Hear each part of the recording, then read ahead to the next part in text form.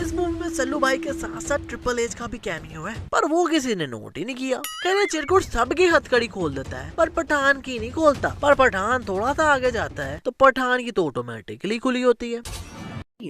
बहुत तेज हो रहा है, बहुत तेज हो रहा। अब पठान को मार पड़ रही है तो अब टाइम आया है अपने टाइगर के कैमियो का। पर भाई इस जगह पर टाइगर भैया आए कैसे? क्योंकि ना गाड़ी पर आ सकते थे, ना बाइक पर आ सकते थे, और ना ये मूवी रेस 3 है जो उड़ के आ जाते हैं। और आए भी हैं तो हाथ में कॉफी पकड़ के आए हैं। ट्रेन में धमाका होता है तो पठान भैया अपने आगे शील्ड कर लेते हैं और टाइगर भैया इस बंदे को। पर उस धमाके से ट्रेन उड़ गई पर वो दोनों वहीं के वहीं खड़े हुए हैं। और ये पठान भैया को रशियन आर्मी लेकर जा रही थी, पर ये कौन सी आर्मी है भाई जिसके बंदे डंडों से लड़ने आए हुए हैं। खैर करण अर्जुन ट्रेन से गिरने से बच गए, चलो वो तो सही है। पर एक बात मुझे समझ नहीं आई कि अब दोनों भाई ये इतनी दूर जाएंगे कैसे?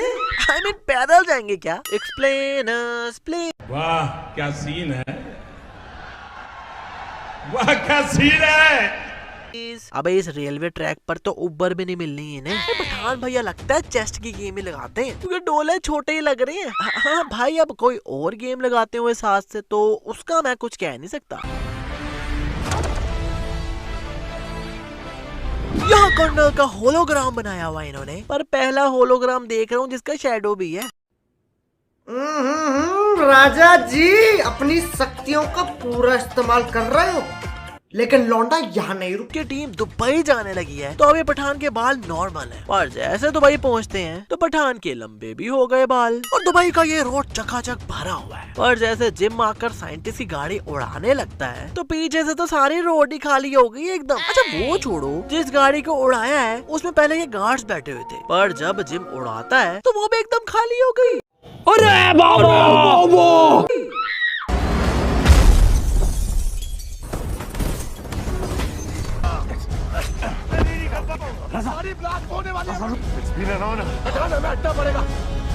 It's been an honor? अबे किया कुछ है नहीं इस मूवी में इसने, एक ही सीन में दिखाया इसे और उसमें टपका भी दिया।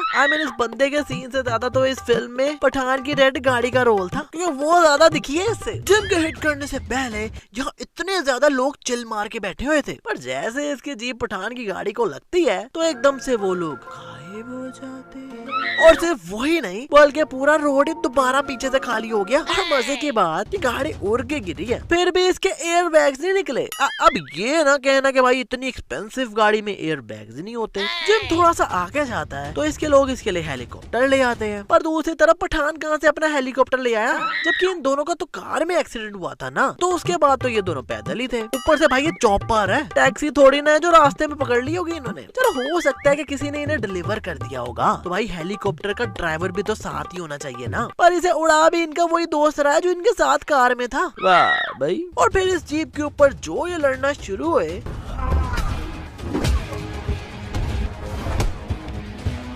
ये उड़ उड़ के किक्के मार रहे हैं पर गिर नहीं रहे गाड़ी से ये। अरे बादशाह वाले जूते पहने हुए हैं क्या दोनों ने? अच्छा दोनों लड़ रहे हैं तो एकदम कर्नल को कीड़ा लड़ता है और कहते हैं अबे भाई पठान भी तो था ना, तो उसे भी मारना है क्या? पर ये दोनों किसी रैंडम ट्रॉली पर जाकर गिरते हैं तो वहाँ लड़ना चालू हो जाते हैं। पर एक बात की दात तो बनती है भाई कि अपने जिम भैया कैप्टन अमेरिका से भी पावरफुल है, क्योंकि उसकी एक हेलीकॉप्टर खींचने में फट रही थी और ये दो हेलीकॉप्टर खींच कर लेकर जा रहे हैं जैसे बहन की डोली उठाकर जा रहे हो, और अब नीचे रख रहे हैं। और फिर ये कहते हैं अब ये दोनों चॉपर्स टनल में नहीं सीधा बिल्डिंग्स में क्रैश करेंगे।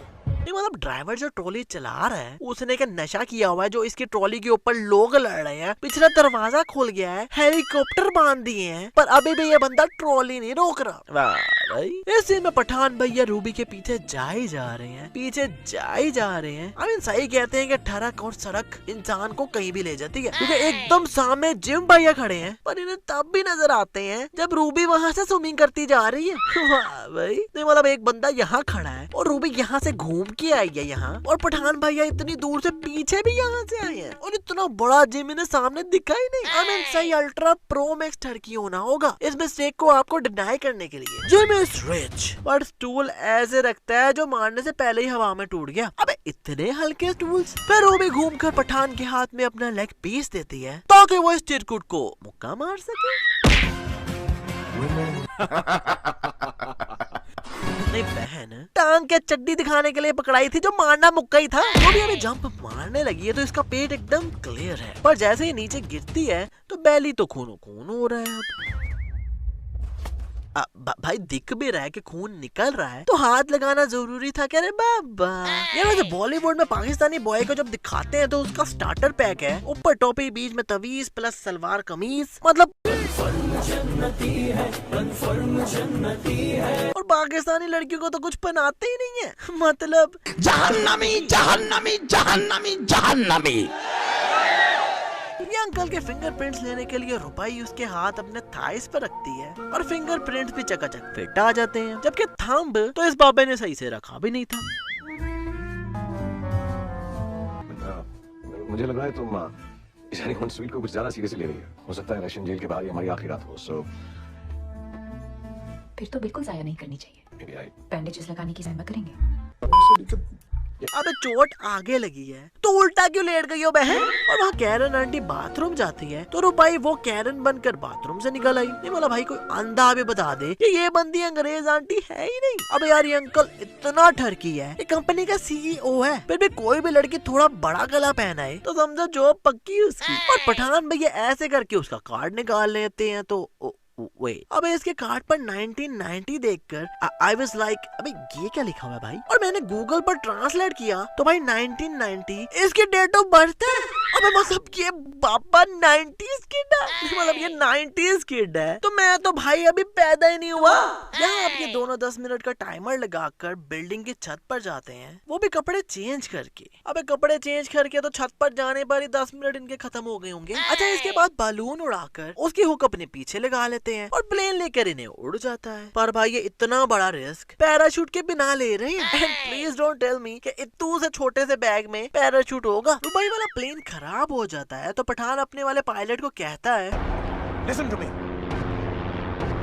मस्त प्लान है। और ये बातें पठान भैया बिना माइक और बिना ईयरबड के लगे हुए हैं। ना ही इस वाले कान में कुछ है, ना ही इस वाले में, और ना ही इनके पास कहीं माइक लगा हुआ है। आगे जाकर इनका पायलट फ्यूल का बटन नीचे करता है और पठान के पीछे से हुक खुल जाती है। नहीं मतलब हाउ डूड, ये हुक इन्होंने खुद लगाया था और ज्यादा से ज्यादा पूरी रस्सी रिलीज होनी चाहिए ना, पर रस्सी वही है, बंदा रिलीज हो गया। पर रस्सी रिलीज होकर बंदे को नीचे जाना चाहिए ना, और रस्सी को ऊपर। पर यहाँ तो बंदा ही रस्सी के ऊपर से आ रहा है, जबकि यहाँ से रिलीज होना चाहिए था ना। पठान भैया रस्सी काट देते हैं तो ये दोनों को 50 फीट ऊपर से गिर रहे हैं, पर फिर भी कोई हड्डी शड्डी नहीं टूटी। और नीचे जाकर शू शू शीशा काटते हैं और अंदर घुस जाते हैं। नहीं वो पूछना कुछ ये था कि भाई कोई गार्ड चार्ड या सीसीटीवी नहीं है कि इतनी बड़ी बिल्डिंग में जो एकदम खुलने में फिर रहे हैं ये। पठान भैया रक्त बीज पकड़ने नीचे जाते हैं और जैसे ऊपर आने लगते हैं तो रुपाई पाइप काट देती है।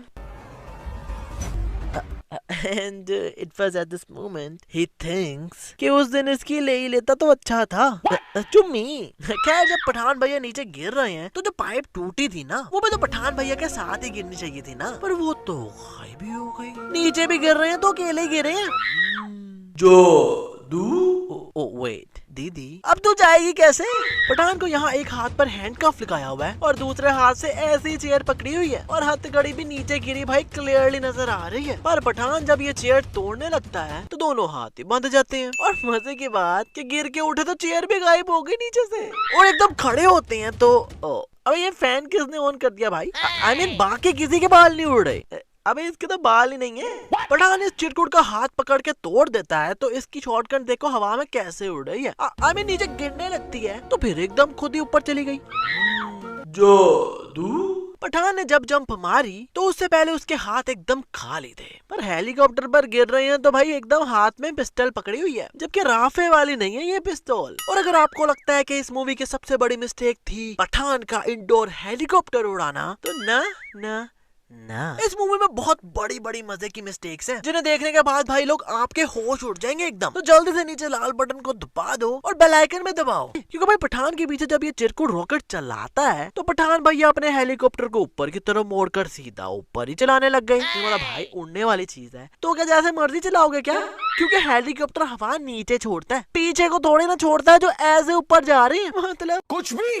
और ये सीन तो भाई डिट्टो कॉपी है प्रिंस ऑफ पर्शिया का, तो भाई इस पर बोनस तो बनता है। नहीं, बोनस तो बनता है भाई। पठान पूछता है कि जिम गद्दार क्यों हुआ तो कर्नल बताता है उन्होंने जिम और उसकी बीवी की जान के लिए 10 करोड़ मांगे, पर हम टेररिस्ट से नेगोशिएट नहीं करते।